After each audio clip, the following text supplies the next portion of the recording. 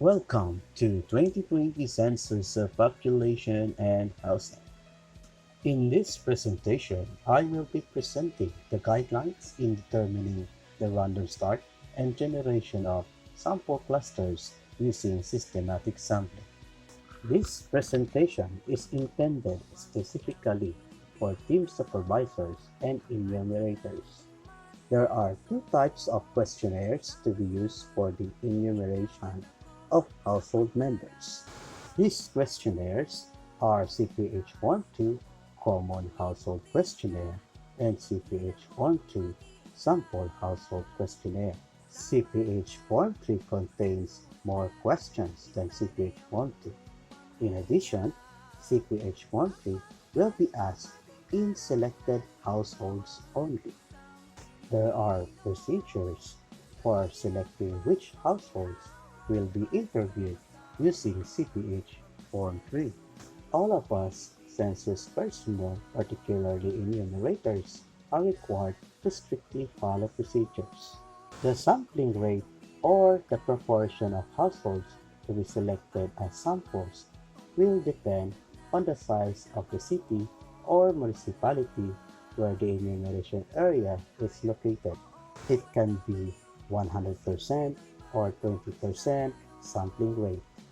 For those city or municipality with 1 to 500 households, the sampling rate will be used is 100%. But for those municipality or city with more than 500 households, the 20% sampling rate will be used.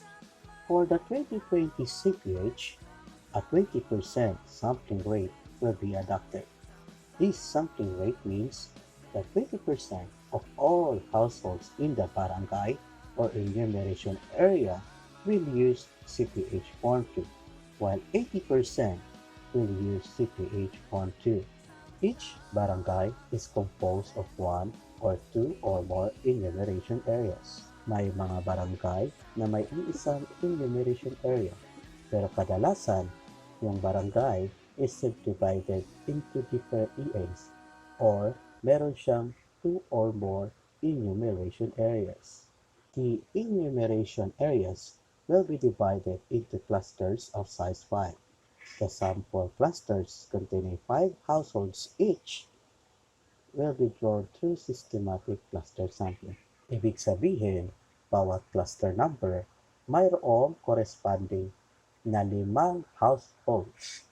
5 households, ibig sabihin 5 household serial numbers. Makikita natin itong series of household serial numbers sa ating code book. Please get your code book and open it to pages 32 to 36.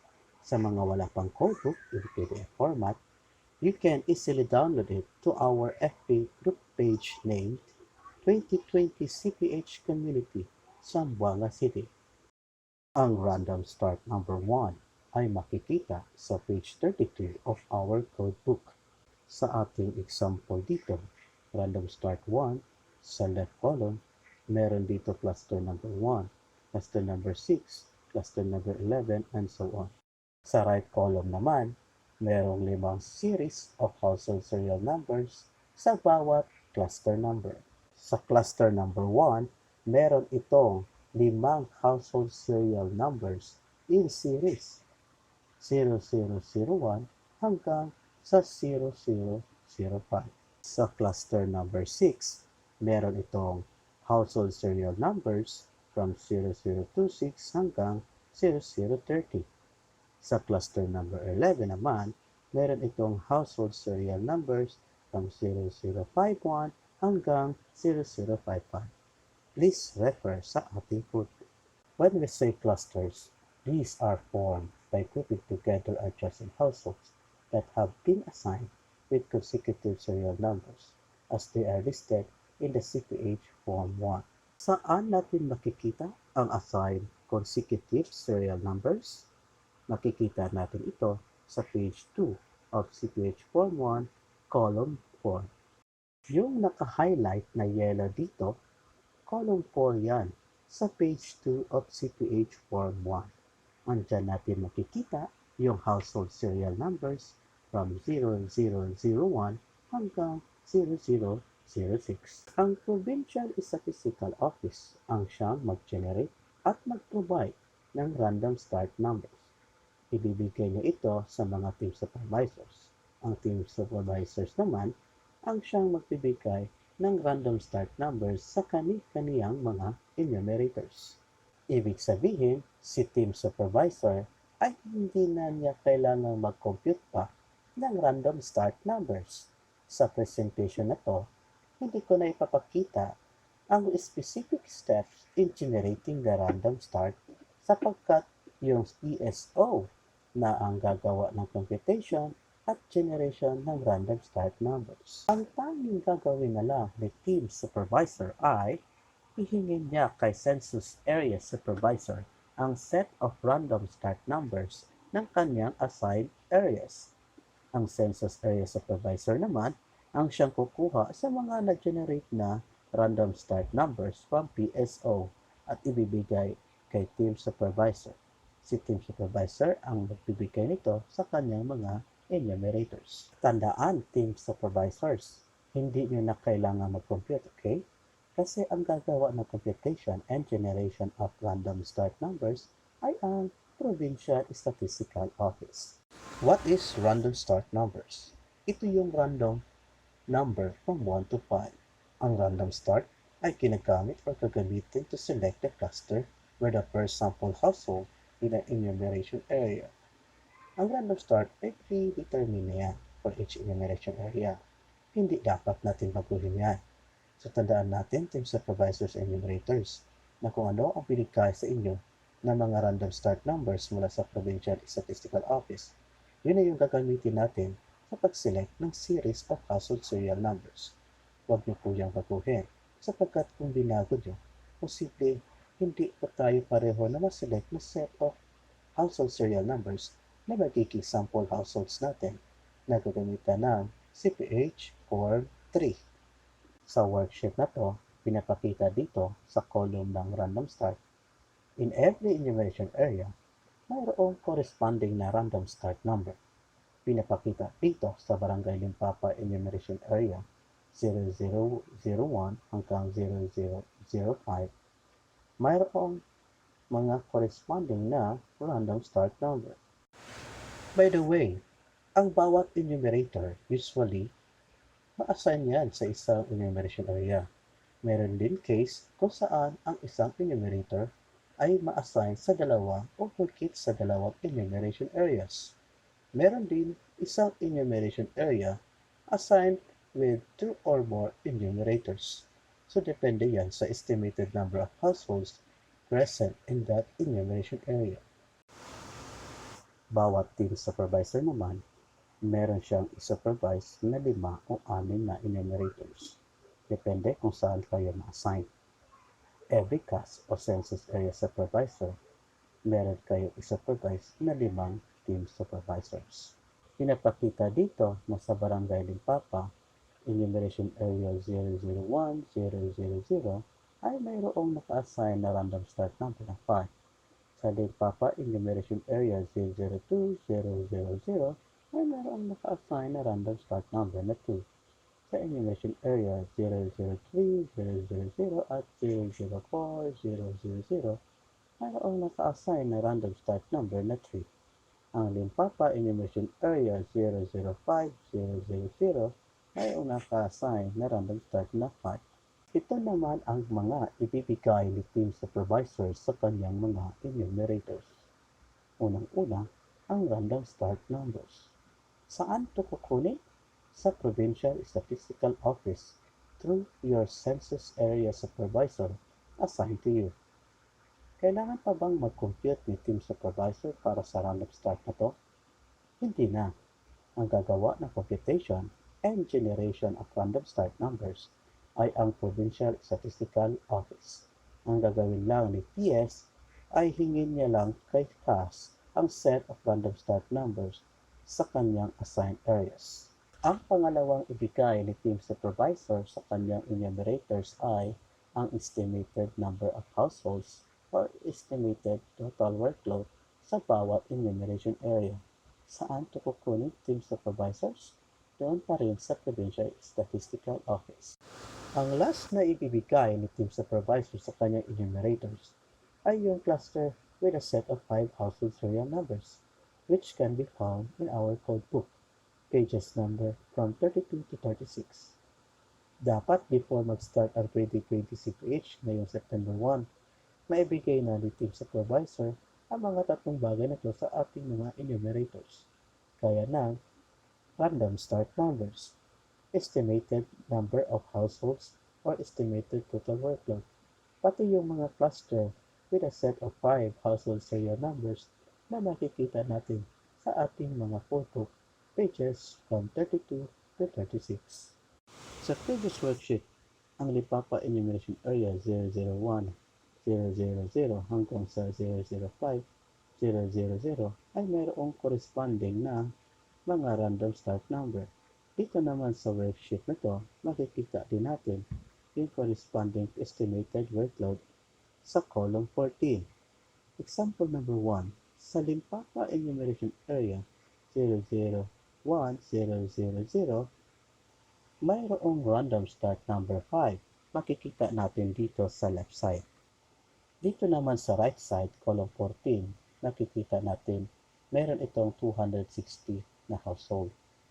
Ganito yan.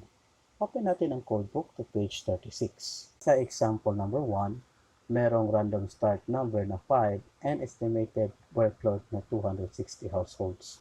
Given po yung random start number at yung estimated workload, ang unang gagawin natin ay i-locate sa ating codebook kung saang CN row C260.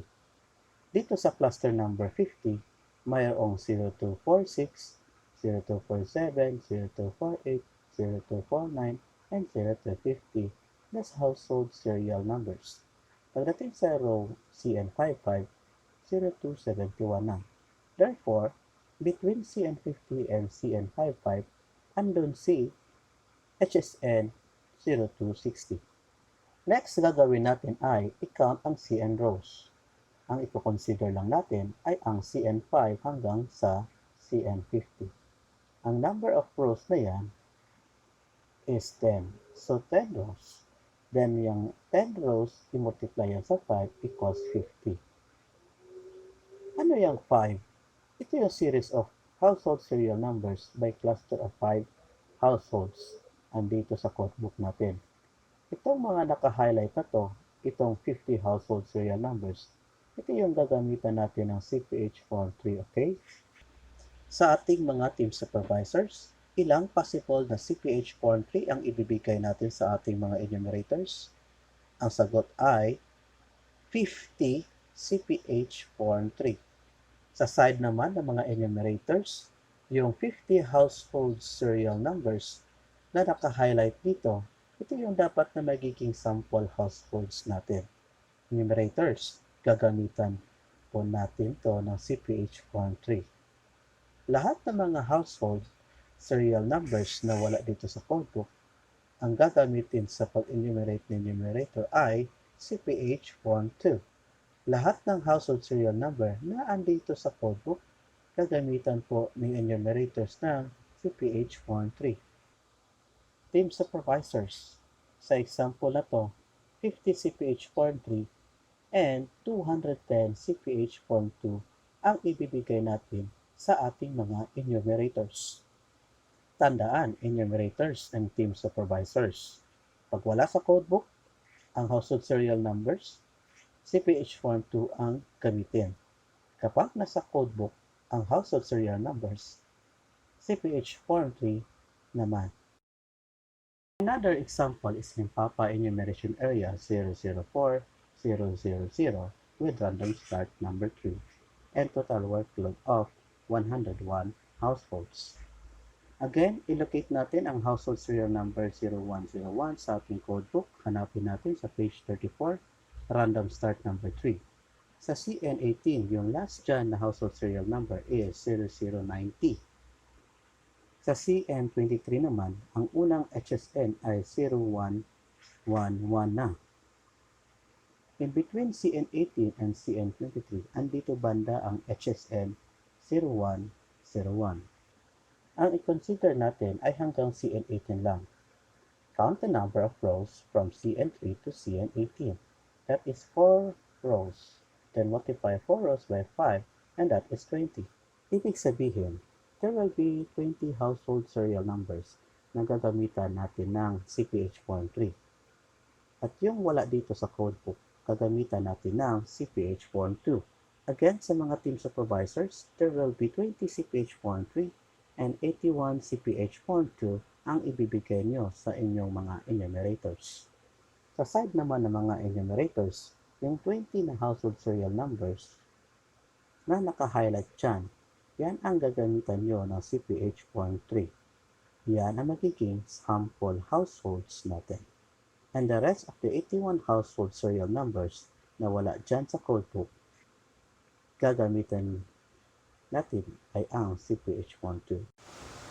Based sa example number 2 sa CPH form 1 column 4, yung mga household serial numbers from 0001 hanggang 0010, ang gagamitin natin ay CPH form 2. Kasi wala sila dito sa codebook with random start 3.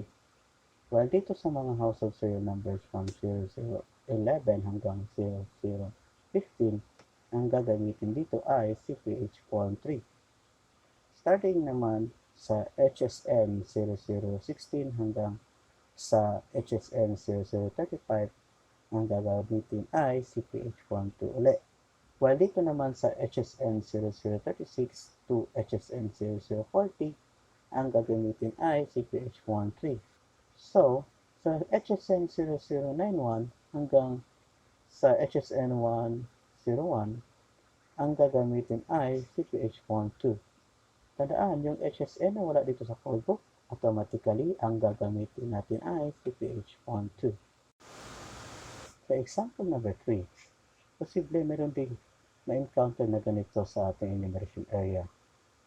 Example, may random start na 2 at estimated workload na 132 households. Ang unang gawin ay hanapin natin ang HSN 0132. Andito sa CN27 ang HSN 131 and HSN 132. Pero meron din dito 133, 134, and 135 na HSN. Anong gagawin natin dito? Still, follow the procedures. Count the number of rows from CN2 to CN27. That is 6 rows multiplied by 5 equals 30. Ano-ano itong mga HSN 0133, 0134, and 0135? Ito yung mga non-existing household serial numbers. Ibig sabihin, hanggang 132 lang yung households natin. Lahat ng mga non-existing na household serial numbers ay i-minus natin sa 30. Instead of 30, 30 minus that non-existing na HSN, naging 27 na lang. Tandaan enumerators, 27 out of 132 households ay magiging sample households natin na gagamitan ng CPH form 3. Again, yung natirang 105 na mga household serial numbers na wala sa codebook, ang gagamitin natin ay CPH form 2. Paano kung sa actual enumeration, nalaman na enumerator, hindi lang pala 132 households meron ang enumeration area 014000. Accordingly, aabot daw ng mga 165 households. Posible, nakukulangan ng mga CPH forms si enumerator niyan. Anong gagawin ngayon ni enumerator? Unang-una, dapat ipaalam niya agad ito sa kanyang team supervisor. Yung team supervisor niya ang magre-request for an additional CPH forms. Ilang additional CPH form 2 and CPH form 3 kaya ang i-request ni team supervisor? Again, based sa example number 3, ang enumeration area 014000